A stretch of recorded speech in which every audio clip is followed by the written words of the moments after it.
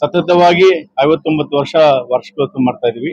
ಒಂದು ಹೆಚ್ಚಿನ ಸಂತೋಷ ಏನಂದ್ರೆ ಮಕ್ಕಳು ಓದೋದು ಮುಂಚೆ ಬಂದು 20-25% ಮೆರಿಟ್ ಇತ್ತು.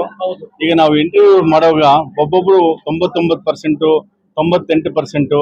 ಅದಕ್ಕಾಗಿ ಇಲ್ಲಿ ಹೆಣ್ಣು ಮಕ್ಕಳ ಒಂದು ವಿದ್ಯಾಭ್ಯಾಸ ಅವರು ಪ್ರೋತ್ಸಾಹ ಇದನ್ನು ಅವರು ಮುಂದೆ ಬಂದು ಮೆಡಲ್ಸ್ ತಗೊಂತಾ ಇದ್ರೆ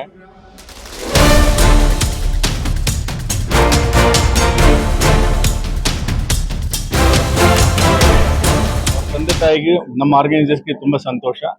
ಅಂಡ್ ಎಲ್ಲರೂ ಪ್ಲೇಸ್ಮೆಂಟ್ ಆಗಿದ್ದಾರೆ.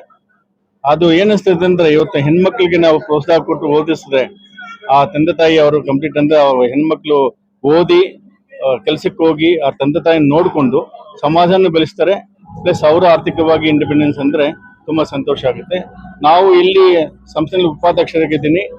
40 ವರ್ಷದಿಂದ ಸತತವಾಗಿ ಕೆಲಸ ಮಾಡ್ತಾ ಇದ್ದೀವಿ. ಏನಂದ್ರೆ ಇಲ್ಲಿ ನಾವು ಇವತ್ತು ಮೆಡಲ್ ಅಂದ್ರೆ ರ್ಯಾಂಕ್ ಸ್ಟೂಡೆಂಟ್ಸ್ಗೆ ಇದನ್ನು ನಿಜವಾದ ಗೋಲ್ಡ್, ನಾಟ್ ಜಸ್ಟ್ ಅದನ್ನು ಗೋಲ್ಡ್ ಪಾಲಿಶ್.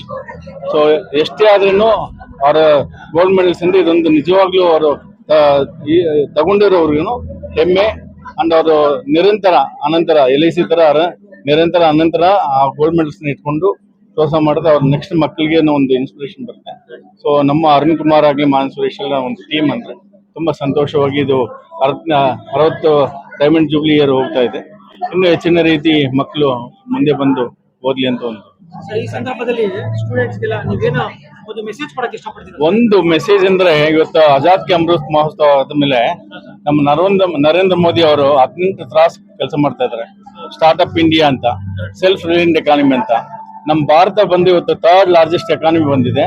ನಮ್ಮ ಸ್ಟೂಡೆಂಟ್ಸ್ಗೆ ವಿದೇಶಿ ಬೇಡ, ಸ್ವದೇಶಿನಲ್ಲಿ ಇದ್ದು ನಮಗೆ ಎಷ್ಟೊಂದು ಕರ್ನಾಟಕದಲ್ಲಿ ಅಂದ್ರೆ 500 ರಿಸರ್ಚ್ ಅಂಡ್ ಡೆವಲಪ್ಮೆಂಟ್ ಕಂಪನಿ ಇದೆ. ನಮ್ದು ಆದಾಯ ತೆರಿಗೆ ಜಾಸ್ತಿ ಇದೆ, ಆಪರ್ಚುನಿಟೀಸ್ ಇದೆ. ನಾನು ಹೇಳೋದು ಒಂದೇ, ಅವರು ಜಾಬ್ ಹುಡುಕಕ್ಕಿಂತ ಬೋನಸ್ ಆಗ್ಬೇಕಂತ ಈ ಒಂದು ಮನವಿ. ಎಂಟರ್ಪ್ರಿನರ್ಶಿಪ್ ಆದ್ರೆ ಜಾಬ್ ಕ್ರಿಯೇಟ್ ಮಾಡ್ಬೋದು. ಅವ್ರ ನಮ್ಮ DNA ಅಲ್ಲೇ ಇದೆ, ನಮ್ಮ ವೈಶ್ಯ ಸಮಾಜದಲ್ಲೇ DNA ಬಿಸ್ನೆಸ್ ಅಂತ ಇರೋದು.